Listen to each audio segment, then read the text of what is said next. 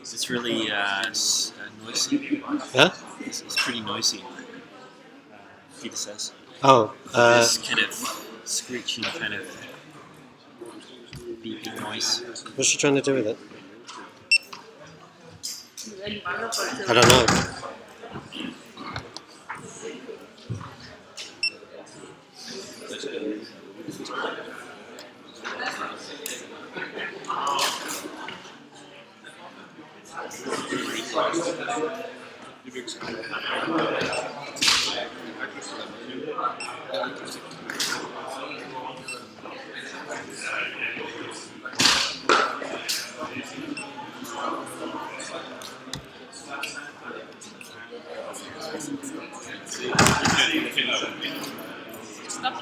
I've turned the beeps off.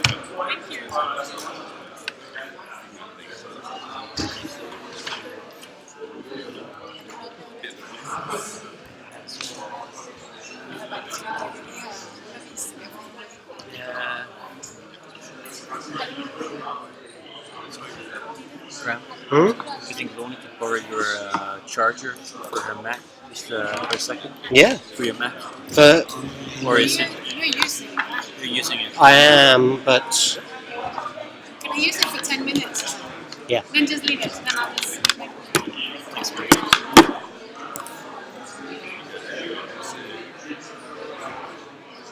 I just thought that having it on the projector for 2.5 hours, which I just had, it's kind of sucking a lot. yeah, no, that'd be cool. I'm full up, so it'll be fine. All right. Just let me know. Yeah, I'll just pull it out. All right.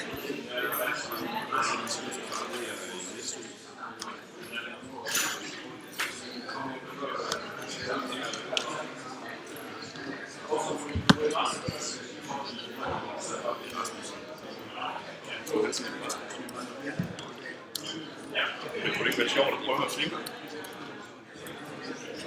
Nej, altså ikke så meget.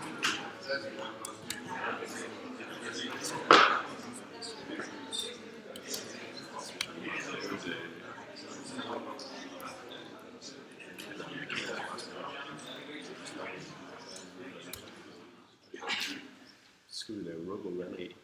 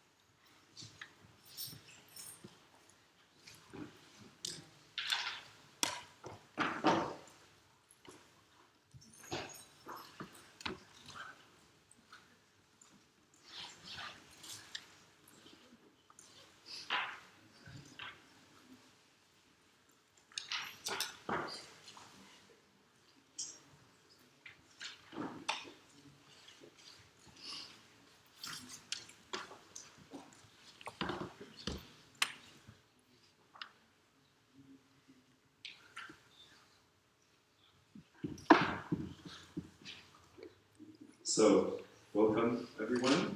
On behalf of the Department of Information Studies and Digital Design, I'd like to welcome all of you. Welcome to the committee, welcome to you, the audience, and of course to the candidate, Nikolaj Olsen Hansen. And also a special welcome to Nikolaj's family and friends.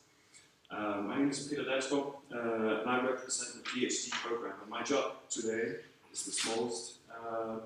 I'm here to guide us through the defense according to the prescribed procedures. PhD defense is a serious occasion, one of the most formal ones we have at the university. It's a day of scholarly presentation and festivities, but also critical discussions, although we always try to keep it in a collegial and polite manner.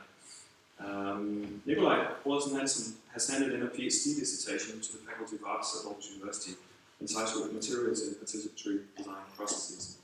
The principal supervisor of the project is Professor Kim Haskov of Aarhus University, and the co-supervisor is me.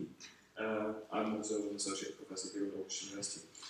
The Faculty of Arts has appointed an assessment committee, which consists of Mika Lundberg, professor at the Department of Informatics at Umeå University in Sweden, Anna Valgorda, an associate professor at the Department of Interaction Design at the IT University of Copenhagen, and Ole Sejer Iversen, professor at NSO, the School of Communication and Culture here at Aarhus University. Ole Sejer Iversen has also been appointed as chair for the committee. The committee has submitted a preliminary evaluation of Nikolai's dissertation and recommended it ready for defense, and that is why we are here today. The procedure will be like this. The duration of the entire defense is formally to be no more than 3 hours, including a break of 15 minutes. So we have to finish no later than 2 o'clock, but we will aim for 1:30. Nikolai will start the session presenting his work. He has 30 minutes to do this, and then the committee takes over and the individual members will comment on the thesis and ask questions. Nikolai will then get the opportunity to respond and engage in critical dialogue with each member of the committee.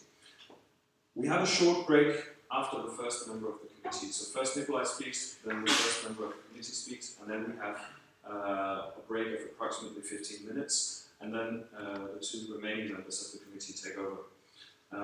I should also notify you that it is possible for you in the audience to pose questions or make points concerning the dissertation.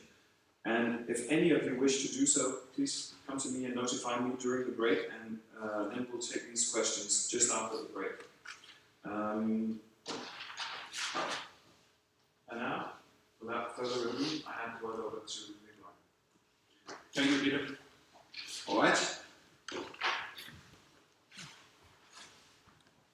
Yes, thank you all for coming. There's a lot of people here, family, friends, old friends, new friends, students, coming students, ex-students, etc., etc. So that's I can't tell you how much I appreciate you all coming here today. It means a lot. Special thanks to my committee, who's been reading my dissertation, which I have down here, and I'll send it around now.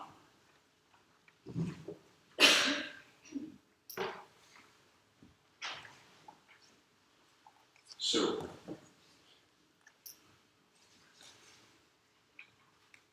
a PhD dissertation is about design processes.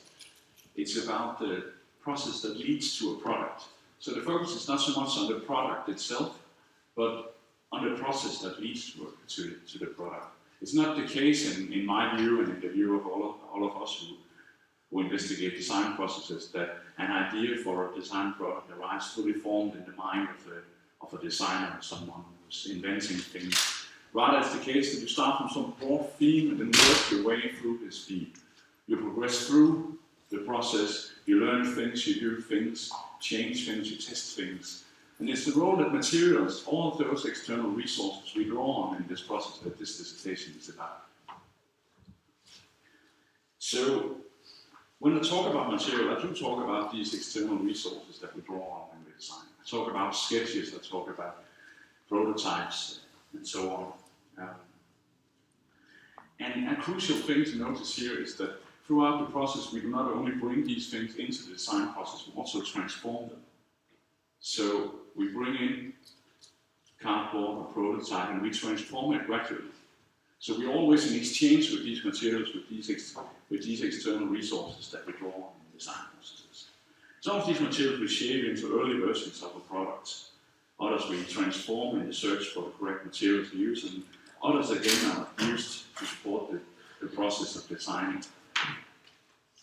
So I'll start this talk by framing my work through 2 examples of what's meant by materials in design processes, just before elaborating on my research question and outlining the background for discussing materials in design processes.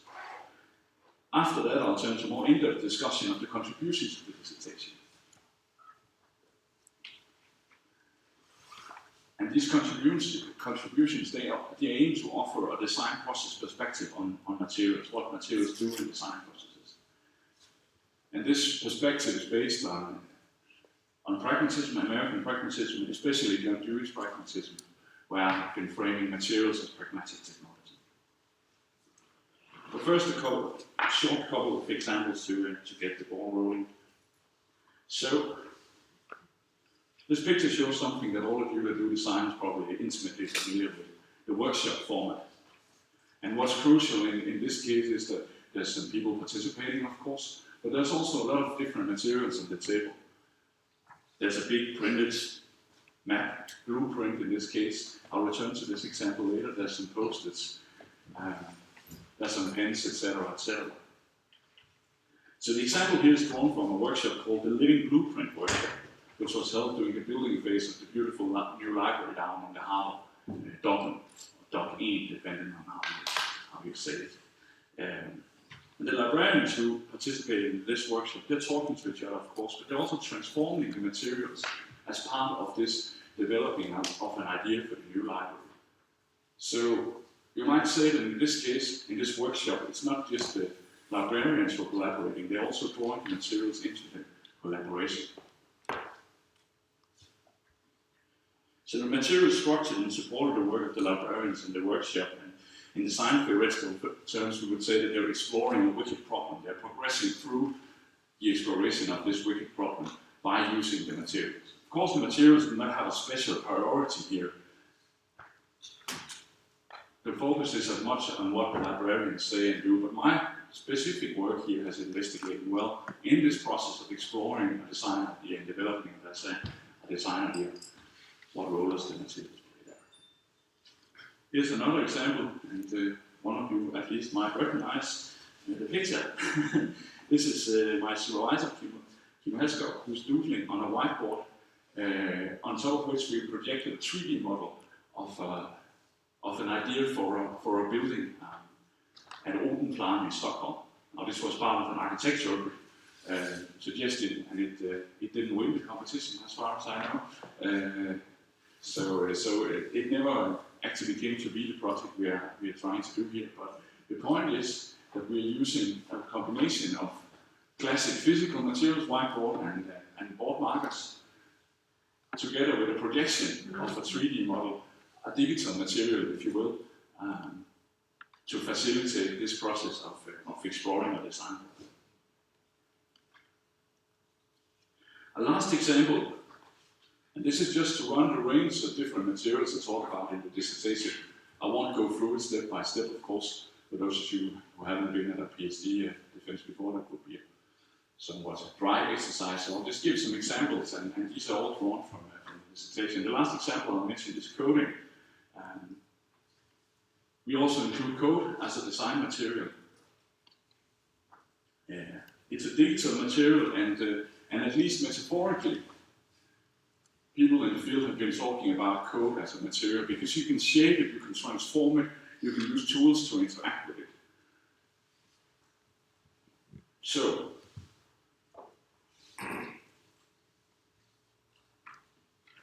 materials are ubiquitous as parts of design processes, and we use and expand materials as part of the design process. When we create sketches and prototypes, and we work with materials in the process of shaping the products that result from a design process. So here's a distinction, right?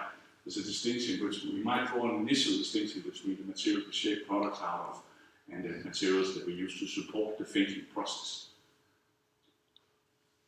But from the pragmatist perspective, those materials are all external resources that we draw on in this process of transforming the design situation, if you will, or the problematic situation, as I call it in pragmatist terms. So, on the basis of this outset and of these challenges that are listed here, and we might come up with more. There's more in the dissertation. My research question has been how may we conceptualize the role of materials in interaction design processes. And so when I say that materials are ubiquitous in design, it's of course both because design results in a product of some kind, and a product is, at least when we talk about design, we typically talk about a physical product, at least when we talk about interaction design, which is my field. So we talk about a product that will at some point have a physical manifestation, at the very least as a software program running on a computer. So at the very least, materials come in at the end. So that's one way that materials are ubiquitous in design processes. That's sort of self-evident. But they're also evident, they're also ubiquitous in design methods. In all of those methods that we develop as interaction design researchers, methods for generating ideas, for testing prototypes, for doing field studies, etc., etc. There's all kinds of external resources. So design is never just an intellectual discipline, it's as much a material discipline.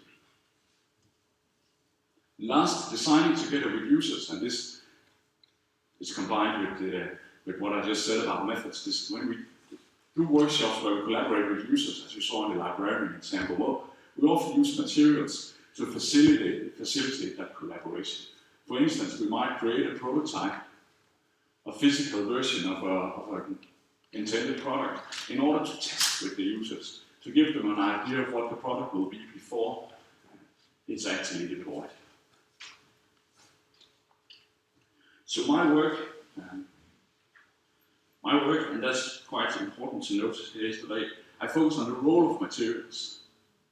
I am a somewhat staunch pragmatist, so I will try to avoid any ontological distinctions, but rather have quite a lot of methodological distinctions. So the difference here is whether I say that something is, whether a distinction is something that's meant to always be true, or whether I make this distinction for the purpose of elucidating a specific argument. So I focus on the role of materials. I'm primarily interested in what materials do in design processes. How do they make a difference in a specific design situation? Because that's where we as practicing designers can learn something. How might we set up a workshop where people who have no idea about coding and programming can actually engage with, for instance, the algorithmic functions of a piece of software? We might use different material for that. For instance, I've seen some of my students use representations of logical structures in a computer program. So people who don't know coding can use building blocks, for instance. So there's tons of those examples, like little bits, etc. So my work proposes to understand materials and design reflection. Most of you, at least those from digital design and information studies, are probably familiar with Schoen's seminal work, the reflective practice and the reflective practitioner. And my work proposes to extend this to incorporate materials to a greater degree than what Schoen does. So he doesn't say that design is a conversation with the material, but I argue that the materials, in his case, the focus is not on the materials, the focus is on the reflection. I mean, that's sort of in the title as well. But the focus is on reflection, not on the materials. So there's an ever so slight shift of emphasis here from reflection to materials. And I'm not, again, trying to argue for one being more important than the other. I would say that as a pragmatist, I will not recognize any distinction between reflection and changing materials. I will call all of them transformations, and I'll get back to that. So, in interaction design and HCI as fields, there's currently that has been for quite some years, and we have some of the foremost scholars within that movement right now, or that research interest, I would say, on materials and interaction design. So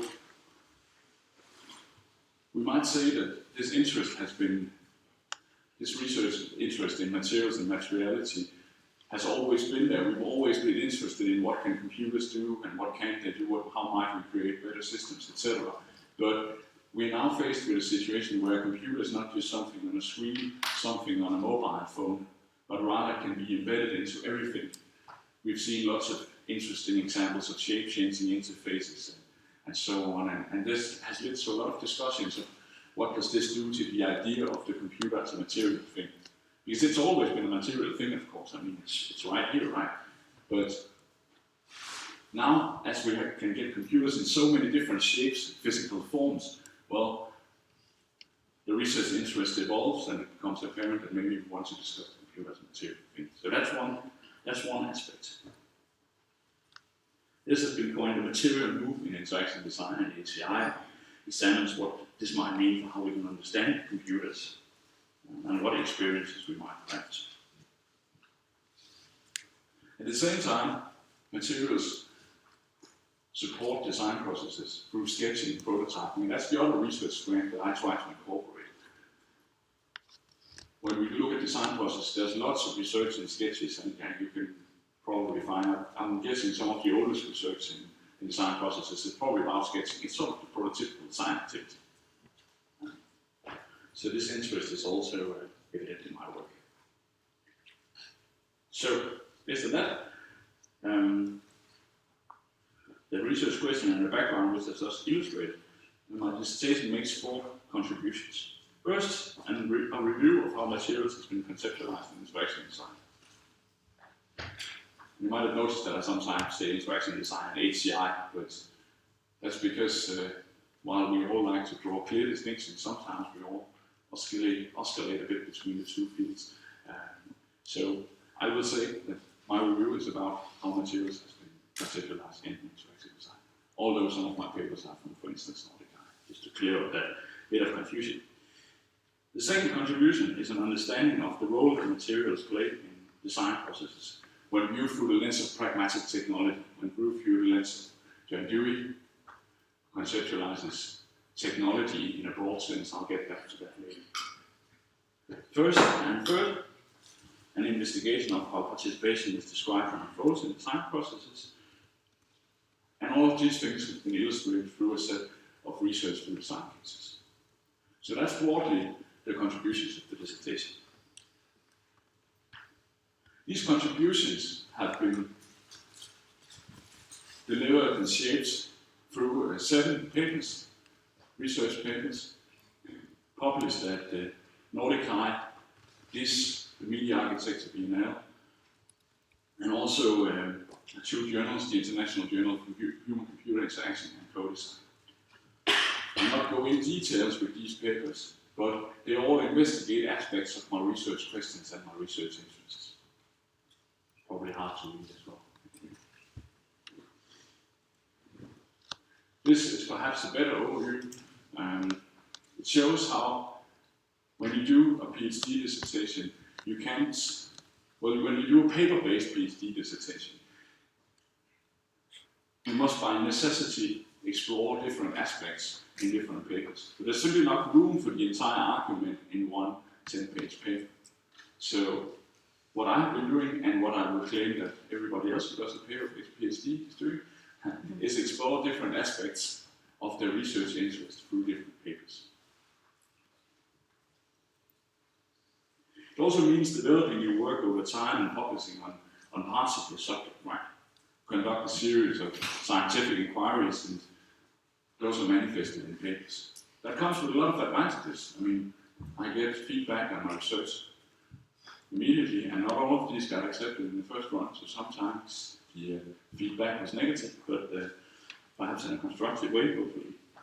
But it also means that, of course, there are things here that I was thinking in 2012 and 2013 that I would phrase perhaps more precisely, or perhaps a little differently now. That's not to say that I don't stand by what I said here back in the day, when I was just starting out, but it does mean that I would perhaps phrase things a little differently, and that's what the open article is.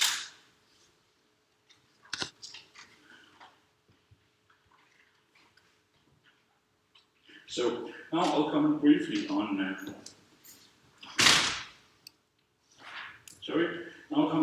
methodological aspects of my research and focus on how participating in design processes through research for design can help us develop conceptual frameworks that can be useful to others in design. And the approach chosen by me has been research for design, but I don't mean engaging actively. I've taken an active part in most of the cases mentioned in the papers.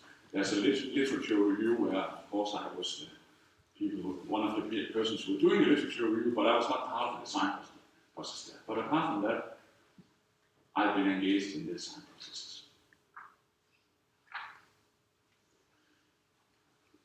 So, by conceptual framework, I subscribe to the idea that we must abandon any idea of modeling design research on a natural sciences model. Rather, we must develop theoretical groundings that can be useful for others for elucidating these questions that are ultimate particulars, as Stollerman has called it. And it's developing this theoretical grounding that my work has been focusing on. That of course also means that theoretical grounding is just the starting point. I'm part of a project called Creativity in Blended Interaction Spaces, in which we try to build tools and support for creative processes. And I claim in the dissertation and here as well, that developing theoretical grounding can be the point of departure for creating such systems. Because if we begin to understand how design creativity unfolds as an interplay between materials and thinking, well, then we have a point of departure for creating such systems. In the PhD dissertation, I frame my work as being part of an experimental system. No work or any kind of research project takes place in a vacuum.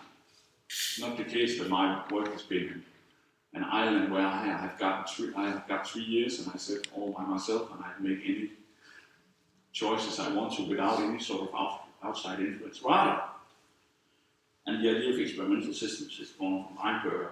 So rather, it means that research takes place within an environment with research interests and facilities, colleagues you collaborate with. If you look at the list of publications, you can see that they're all co-written with someone else. And of course, that means that there's someone else had an influence on the direction, the overall direction research was taking. Such is the lot of us who do collaborative research projects, that our research work is always shaped and reshaped by those we collaborate with.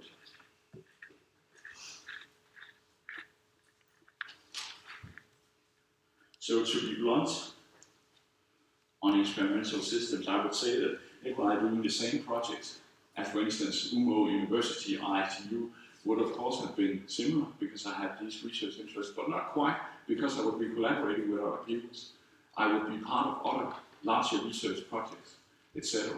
So you might say, in a somewhat, perhaps somewhat contrived metaphor, you would say that the laboratory had become part of shapes and affects my research.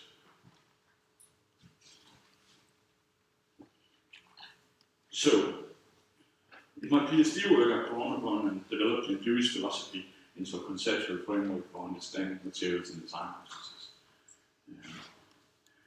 And in this specific philosophical view, pragmatism, absolute truths are dispensed with in favor of a situated view of existence, in which ideas, theories, and objects must be evaluated based on their practical consequences in a given situation. So that such a view of the world fits very well, as has been pointed out by others as well, fits very well with design, because in design we always consider ourselves being in unique situations where we explore wicked problems that defy any final right or wrong answer. We can only have good or bad answers. So this means that we must try out solutions in practice in order to find out whether we have made the right choice. Reflects an empiricist attitude to the world, you might say.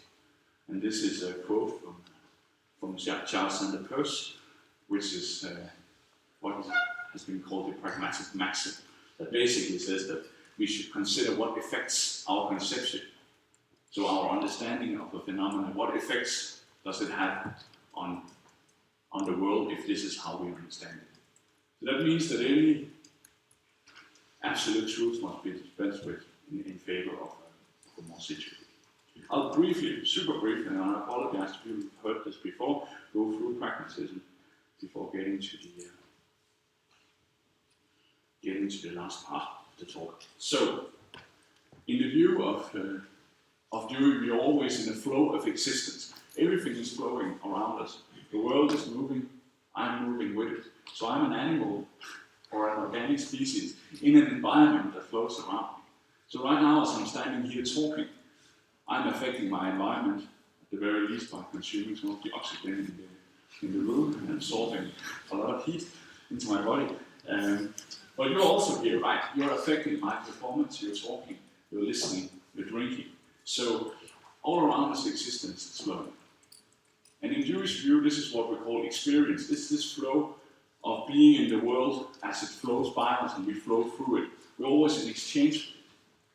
That's experience. But then sometimes, Dewey says, there are specific situations that have a beginning and an end where we might say, well, this stands out.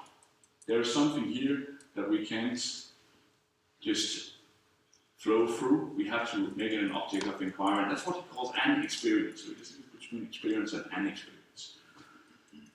So I've chosen, and others with me, Peter Dalsgaard included, have chosen to call this problematic situations. And what we've been doing in this, what I've been doing in this research project is to look at, among other things, which kinds of problematic situations we encounter in design processes. So, and I've highlighted the important part of the very long book. But Dewey talks about this march of the surrounding things, and that's the flow, as I was talking about, that the things surrounding us march on. Of course, we affect them, but they march on regardless. So that's an experience, that's finding yourself in a problematic situation, problem in a very wide sense, something, an indeterminate situation, something that gives rise to an inquiry, to questioning and transforming that situation. You have a problem or you have something you're in doubt about, something you want to change.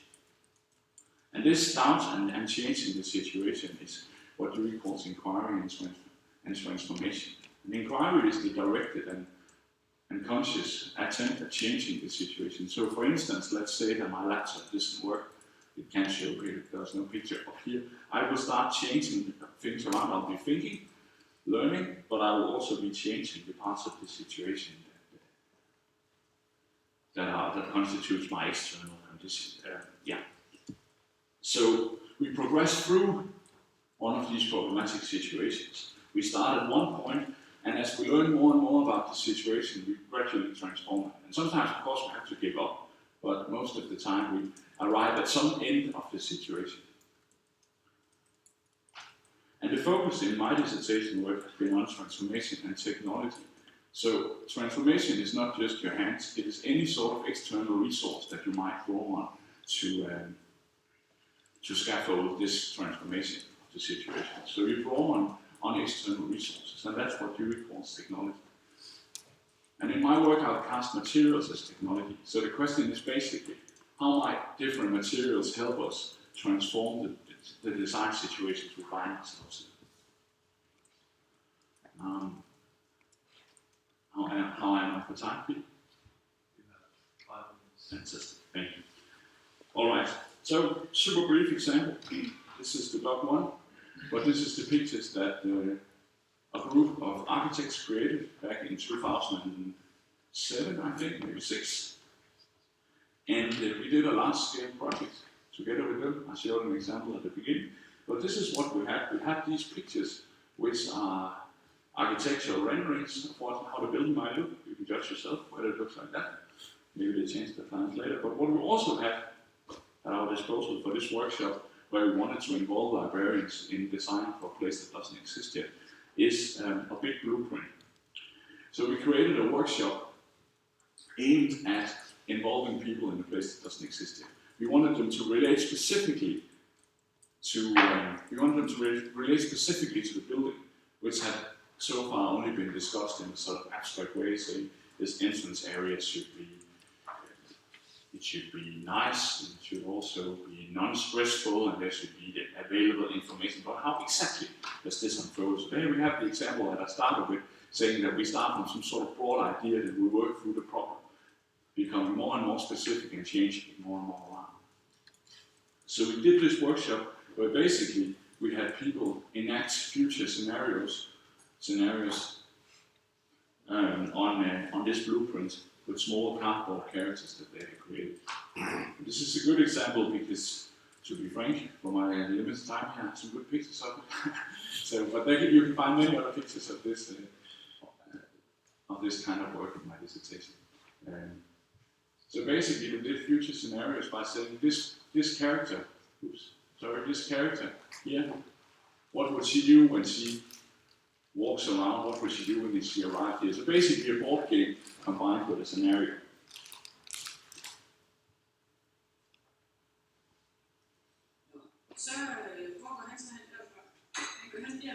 I can't turn the sound off. Anyway, they're talking Danish. Apologies to those who don't understand Danish. The point is just that they're conversing about what would this character do when they arrive at given points. It's not super duper important what they're saying. The point is just this, and I have 4 statements about what materials do in my dissertation, and several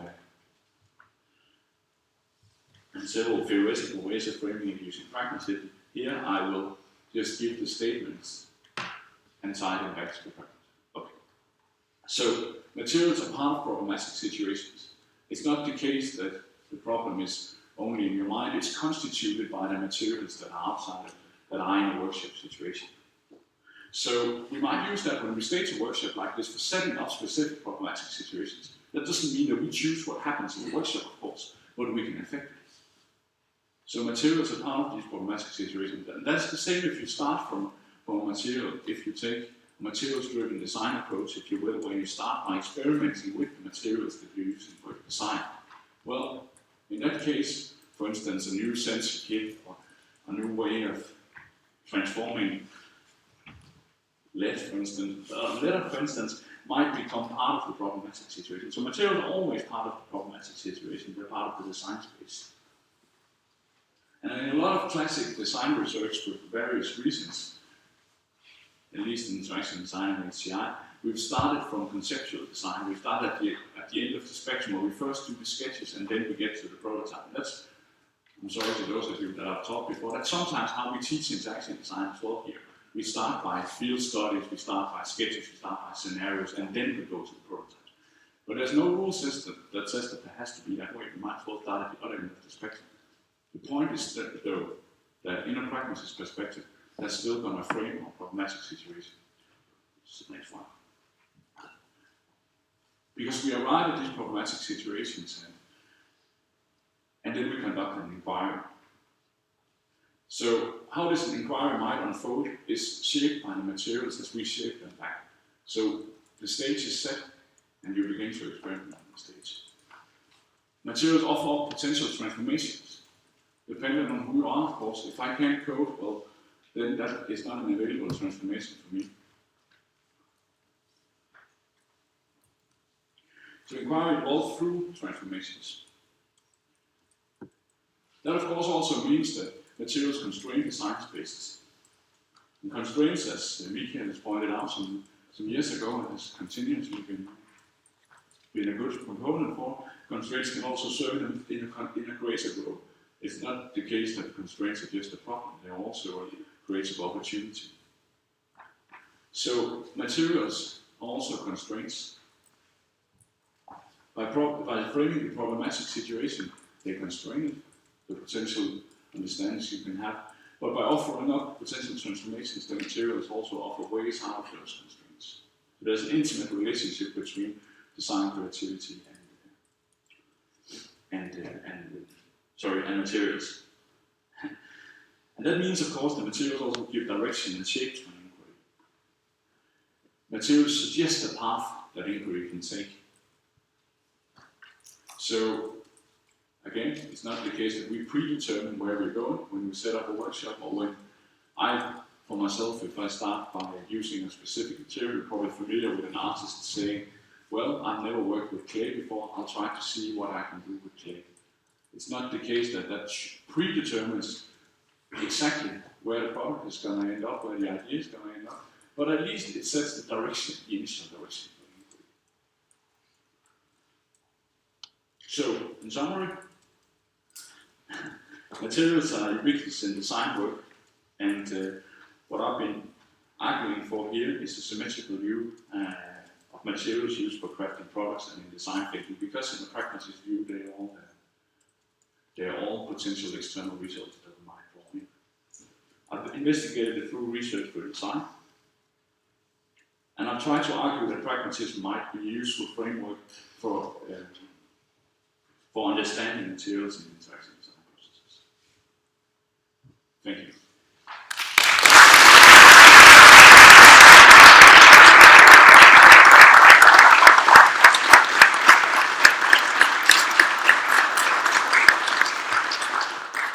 Thank you, Nikolai. You're not quite done yet. Now comes the fun part. I'd like to invite onto the stage Professor Mika Lieberg, who will be the first one.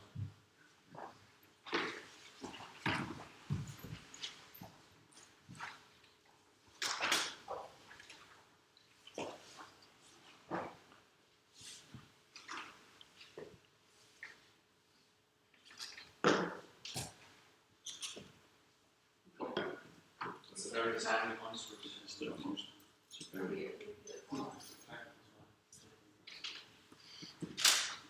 Hello, hi. Hi, can you hear me? Good. So first of all, thank you for inviting me as one of the opponents here today. I'm really glad to have this opportunity to come here and to discuss this thesis. It's indeed an important topic, so congratulations on that. It is also a very well-written thesis. Having said that, I still have some questions for you, of course.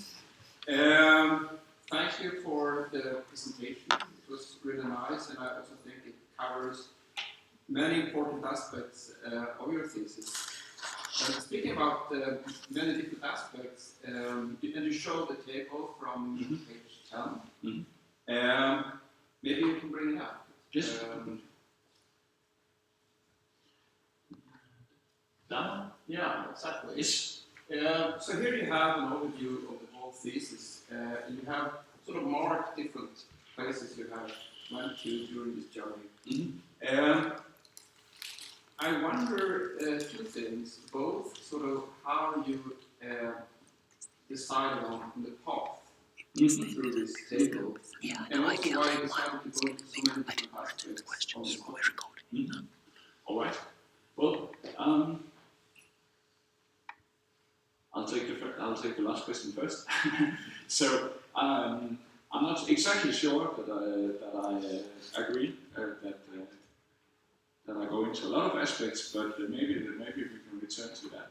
And so the point here, to me, is that there's whenever we in Aarhus talk about design processes, because I'm part of this historical tradition here, this discipline, I will admit, I think, that participatory design is probably sort of an elephant in the room, at the very least, and sometimes a very explicit elephant, as you can see on the crosses there. But as you will notice in the work, there is one short paper from Bliss where we only have one participant, but apart from that, all of the work actually deals with collaborative design processes. So that's the first part, that due to my tradition here, my standpoint is I come from participatory design, and so I'll try to make it very explicit when I think I'm explicitly addressing participatory design and when I'm not. And I know from conversations with other colleagues that are perhaps not so, how do we say, so traditionally brought up on PD, that what I consider not PD, but just collaboration in design processes, they will just call PD all of it. So what might appear to be very broad is perhaps, in my mind, a bit closer related. When you say it was due to tradition, would you say that you were forced to do it, or that you needed to do it, or that you wanted to do it? Yes. No. I was not forced to do anything, of course. But if we look at and I'm not exactly sure how clear that is in the dissertation, but if we look at the trajectory of the PhD, it is done in collaboration with the Center for Participatory Information Technology and part of the Creativity Embedded Interaction Spaces project. And both of those have an explicit, well, the first one, a very specific focus on rethinking participatory design. So the PhD began out by being funded by a project on rethinking participatory design in a new millennium. And it was then transformed to work. So that's I would say that's why I would answer yes at the very first, because it of course places some obligations on me as a researcher to participate in these research activities, but it also offers me a lot of opportunities, and that's the other thing I was trying to, I skipped over that a little too quickly, I think, in the talk, but no PhD project is an island, so I mean, you could do a PhD project for yourself over here, but on the other hand, you do get a lot of opportunities to participate in research projects. For instance, you might also say that there's 2 papers on media facades, which is, but the topics they deal with might as well have been explored looking at designing technical tabletops, as one of the other papers is about. But due to the research environment, due to the experimental system I was part of, they ended up being like that. Absolutely, and you also had it in the presentation Yes. where you presented the thesis. You said that you were influenced by others and so on. So if we think about this as a map of everything, how you were influenced and the tradition and different projects and so on, and then if we flip it around and we sort of invert this picture, Yes. can you say something about sort of what was your project about, and then how does it relate to all these different things you sort of were, I wouldn't say forced to do, but just had opportunities? Yes, definitely. Okay, so a couple of things.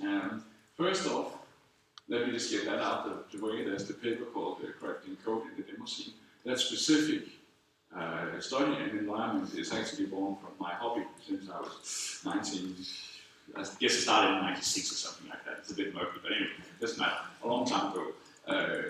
So you might say that at least that domain and that interest in, well, how does this specific creative process unfold came directly from me, very directly in this case.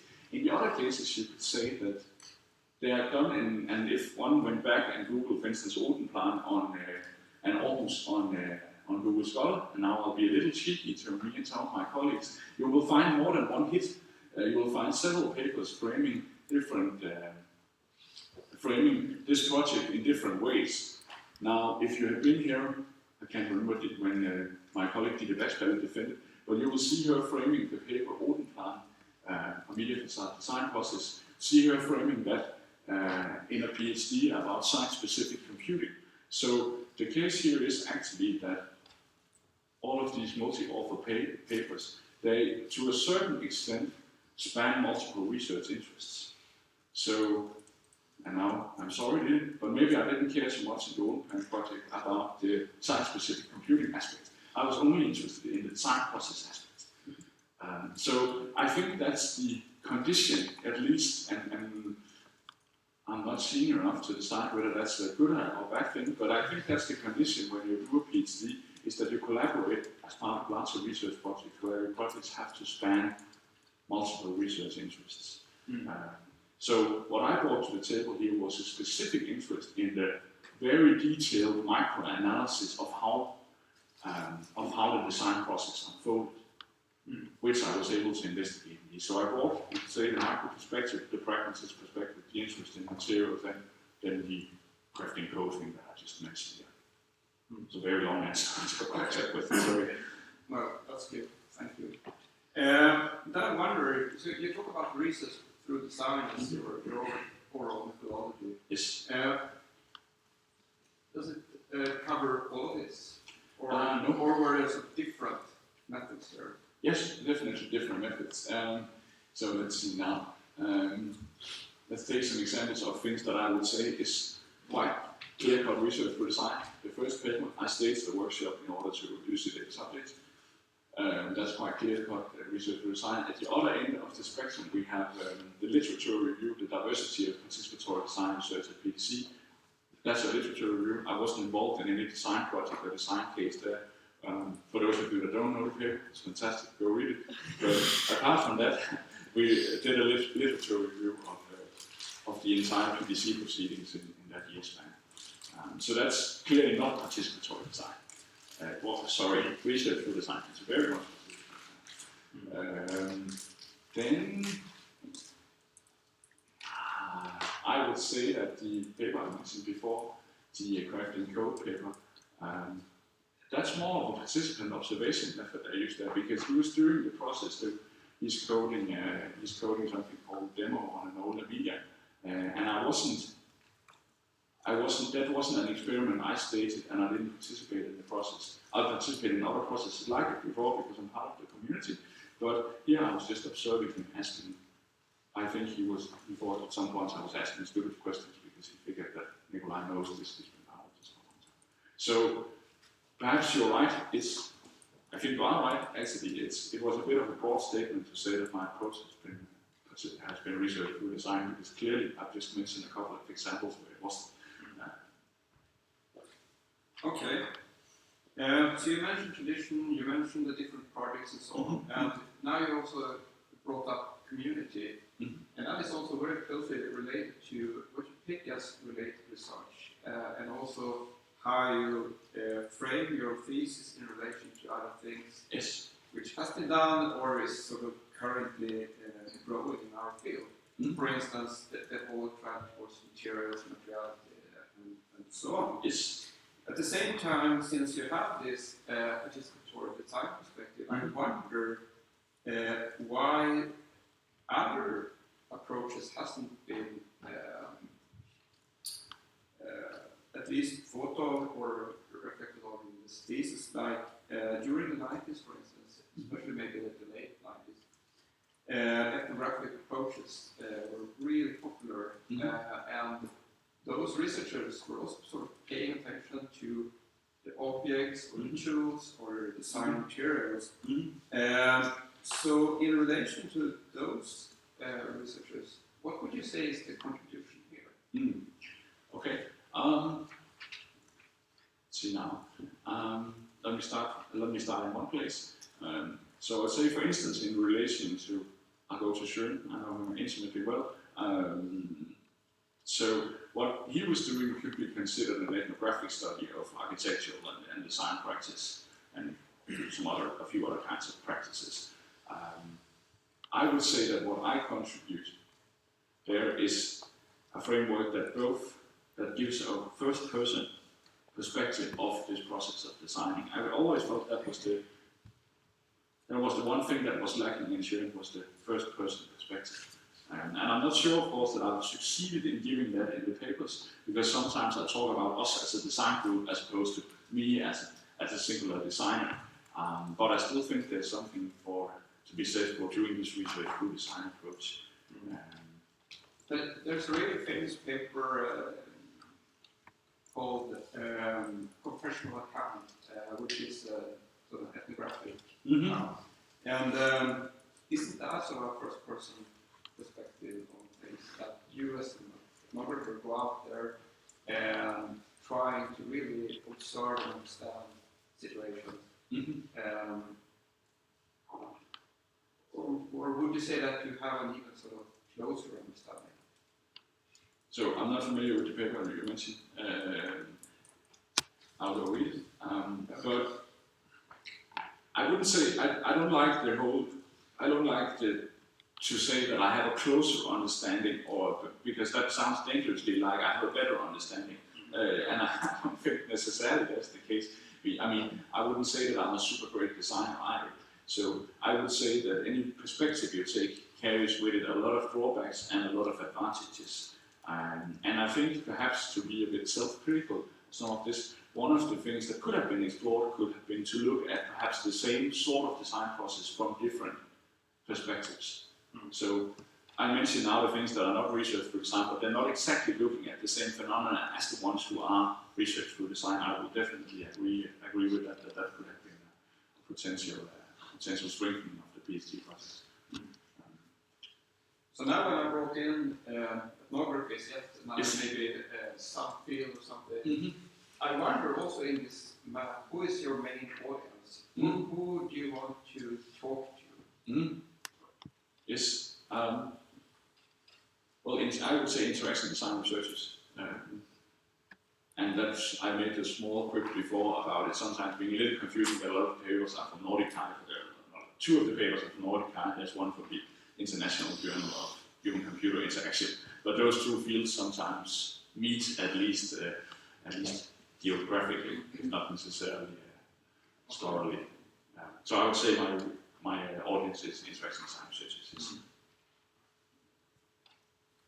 Does that include also design researcher in the broader sense, like industrial designers? I would like it to, but I don't think it does at the moment. I don't think this has. It's not a scope that I've been exploring. No, I would say. I mean, that would be that I would say would be to be a bit too grandiose in my statements. Because I mean, clearly there's nothing in the papers that applies to. I would claim, and now I will do it anyway. I would claim that the descriptions of transformations and interaction with materials. Reflection and materials being sort of closely interlinked in the pragmatist sense. I would claim that that's a universal trait, and I would probably say the same about someone writing in a Word document or shaping something out of clay. But I have no empirical grounds for saying that. Because I wonder, you kept returning to that image of people working together with some design materials like sketches and post-it notes and so on. And if you think about sort of which practice is sort of closest to that, and I would say maybe it is the practice of industrial designers. Yes. So they work with this every day, and it's sort of a really established practice. What can they learn from your thesis? That's a good question. Let me say something that I don't know exactly if they know yet. But I would say that my preconception of how they teach design at, for instance, art schools and perhaps also industrial design programs. I know you have some really great industrial design programs in Sweden, so forgive me if I'm saying something that's not exactly correct there. But what I try to do here is bring in theory and see how that can inform the practice that these people are already really great at. Because I would say that if you say I have a fantastic designer here and he's great at what he does, what can you learn from your thesis? I would probably say, well, it's probably an interesting theoretical account of what he does, but he can't really use it to become a better designer. But what we can really use it for, and I try to use it, a lot of these nice young people here today, is to explain to people who are just starting out in the design field, well, what is actually this process of working with a material and progressing through a problem? What's the interplay between what you do and what you say? And that has a lot of implications, and we can perhaps go into that later. But I would say that what they can learn from it is perhaps an articulation of a practice they're already very good at teaching people through learning by doing. Perhaps we can shortcut here and there, or perhaps this articulate what we're doing. It's really good that you're now sort of shifting over to contributions, because I do have some questions related to that as well. And I also appreciate that you bring up the idea of theorizing or conceptualizing things, because otherwise it's just a collection of examples in a sense. Still, I wonder, when you listed your contributions, both in the presentation but also in the thesis, it's sort of very descriptive in a sense. You talk about, you did this review of how the notion of materials and materiality, how that has been conceptualized before.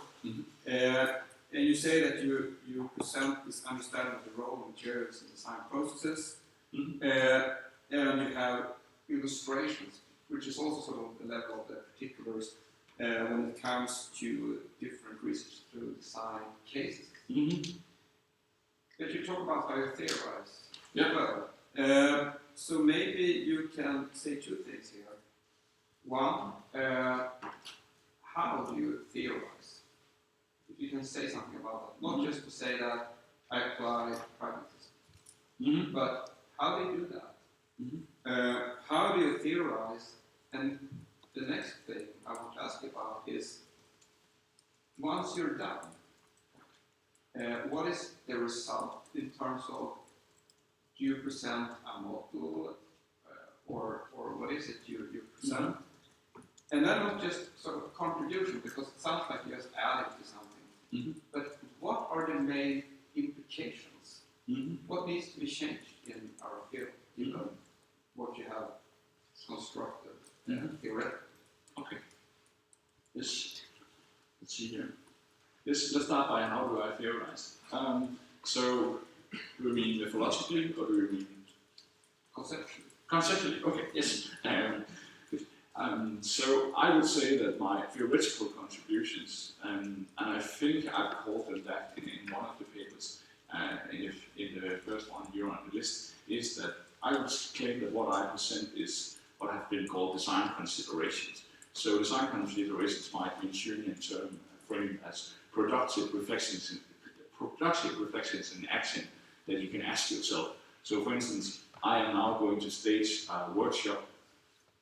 I've seen other people use physical materials, cardboard, paper, post-its. Which productive roles might these things have in this workshop? And is that something I want? And if that is something I want, then how does the current workshop setup I have, how does that support that?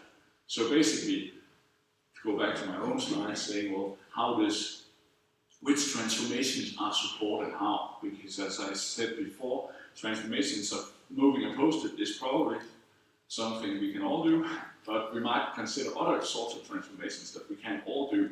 So for instance, we teach 3D modeling, for instance. So that enables people to transform a 3D model in new ways that they can't do when they start out, but then they slowly progress through it and add to their design repertoire. So I would say that it's things that you have, it's experiences that you have in your design repertoire. It's an intent to codify knowledge gained from the actual design practice. That was maybe also part of the what is the result answer I got into that. Yeah, the implications, what needs to be changed? Yeah, all right. That's a big question, but I would say that a good example here is, and I used to work myself, and I can admit that now when we stand here, I always feel a little dirty when I say design thinking. It's not because I don't know what's under the hood of the term design thinking, but I know that people will just say design thinking. Okay, so it's a way of thinking in a specific way, and of course it is, right? It's a way of looking at problems in a specific way, but it's also a very much, and if you look at guides to how I do design thinking, they're always full of things you do, right? So I don't like that term. So the implications for that would be to shift the emphasis only from thinking, from reflective design as reflective practice, as a practice of both reflection and doing, because as Andrea already pointed that out, right? So I'm perhaps strawmanning him a little bit here, but or at least I'm strawmanning someone who throws, I'm sure, by saying that, well, we need to shift the emphasis not only to reflective practice, but away from that, or keeping that focus, to what we do as well, because what I try to show with my dissertation is that there's an intimate relationship between what we reflect and what we do, how we do it, basically. So I would say that's the implication. And that's perhaps what they already do quite well at industrial design schools. But then I wonder, so you said that your main audience is interaction design research. Yes. And now you're talking about design thinking. So is the idea that you do this detour first sort of learning other interaction design researchers how to think about this, and then they can teach their students about this, and then they can start working somewhere as a designer, and then they should know about this? Or that you have a more direct approach as well? At least it's not. So I've always felt like perhaps my work could benefit from a more activist angle, because it is very much. I mean, all the contributions are marketed to design researchers. You'd say they're published in places where I don't think anybody who isn't a design researcher would read any of that at those venues. So I would go with the model we suggested, where I try to educate people, and then when they come out into, for instance, a public institution and they've heard about this word design thinking, and now they also want some of that, we have a bright young person will say, well, in order to do proper design thinking, you also have to be aware of the materials and the specific configurations that we place people in when we want them to design think, as it were. Now I'm using design thinking as sort of the boogeyman of the thing, and I have to come up with a lot of other things that I could use for the same purpose. But But I think the point here is that at least my doctoral work has been speaking to design researchers. So the implication is the same implication as any sort of science that isn't active science. Okay. I also wonder a little bit about the pragmatism Yes. approach, and I wonder, you talk about the use of external resources. Yes. And also at the same time, you're not discussing other approaches Yeah. which sort of do the same thing. Okay. Like distributed commission, for instance, and the use of external representations to solve problems, and where people solve problems together in collaboration. So, for instance, if I were to ask all of you here, like, how many of you had coffee this morning? You would probably, if I asked that question, you would probably raise your hand and not just scream, so, and that's because it's a social practice, and we have sort of rules regulating what we do in a public space like this. And given that you raised your hand, like I had coffee this morning, I would probably do this. And you would assume that this sort of external representation meant that I was counting and not just thinking, blue, red, what should I do later today or something. I would actually count. And given that I would write here at 25 and ask you how many had coffee this morning, you would trust me and this sort of external resource here. So there is sort of actually a whole theory developed related to collaboration and related to external resources, and how we bring in those resources in problem solving. So what is pragmatism doing there? How does it add to our understanding of collaborative design processes with design materials? Okay, that's a great question, and I'll start by saying that by agreeing that I could perhaps have benefited from exploring in even greater detail. I mean, I do discuss some of the specific design research that is about external representations, for instance, but I do agree that I could have benefited from engaging more deeply with, for instance, external cognition. So the reasons for doing that are twice. There's a bad reason. I ran out of time. And there's a good one, I think, or well, a better one at least, and that is that I started from within the design field. So in design, in interaction design research, there's a long history, at least here, and we can return to the discussion of experimental systems, but there's a long tradition here for teaching, and in at least, I'm not going to say explicitly drawing on Schoen, but at least teaching in a way, practice-based in a way that resonates with what Schoen describes in his descriptions of the design studio. So I started from the point of pragmatism and said, okay, so we have all of this stuff about reflective practice. How might we expand on that?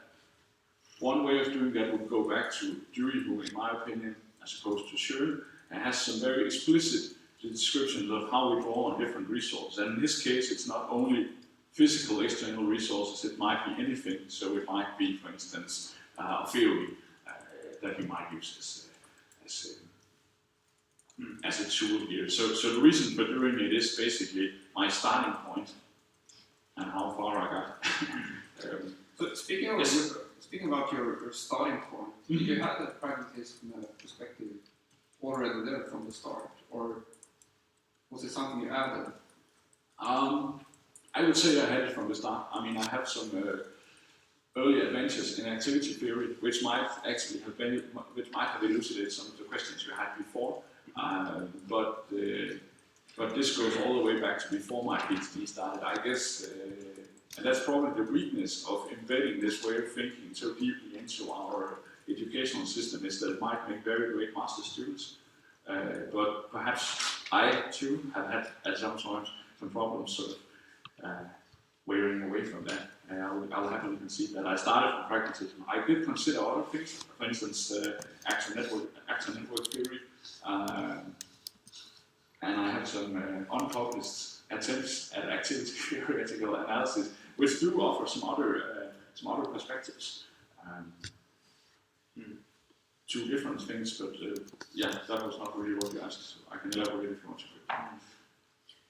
So given that you had the pragmatist perspective already from the beginning, I wonder how did you pick your research question? Was it because of sort of a gap in the literature or a gap of sort of understanding in practice?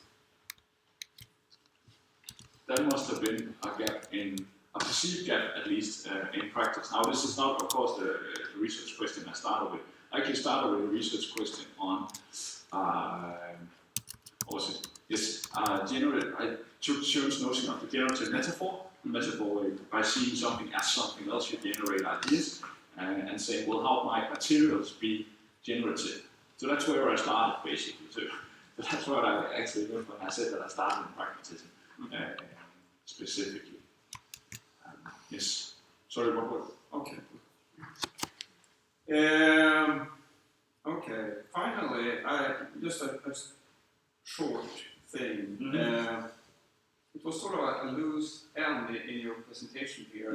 You said that new materials challenge existing approaches. And I wonder what you refer to as new materials, and also what are these approaches challenge here? Okay, yes. New materials is a bad term.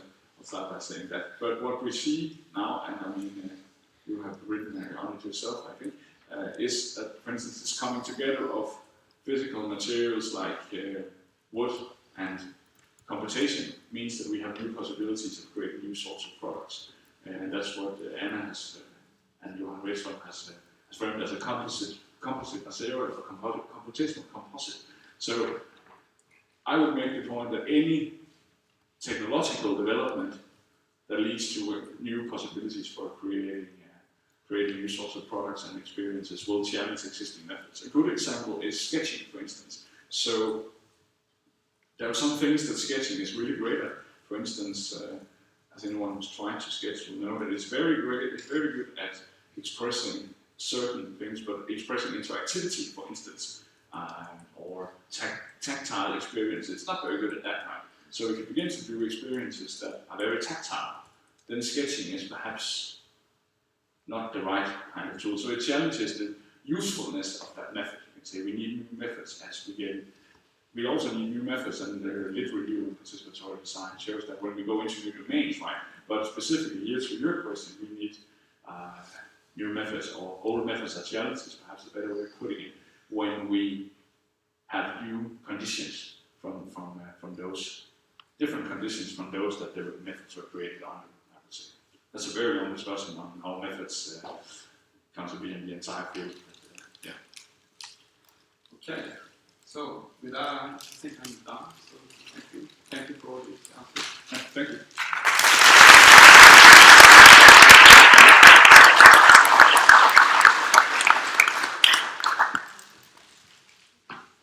This brings us to the conclusion of the first part of the defense. We will now take a short break. I propose that we reconvene at 20 minutes past.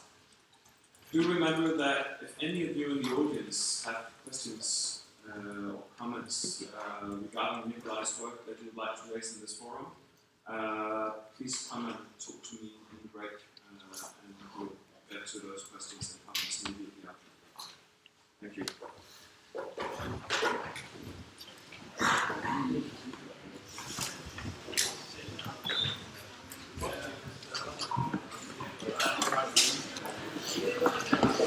Now, what do you think?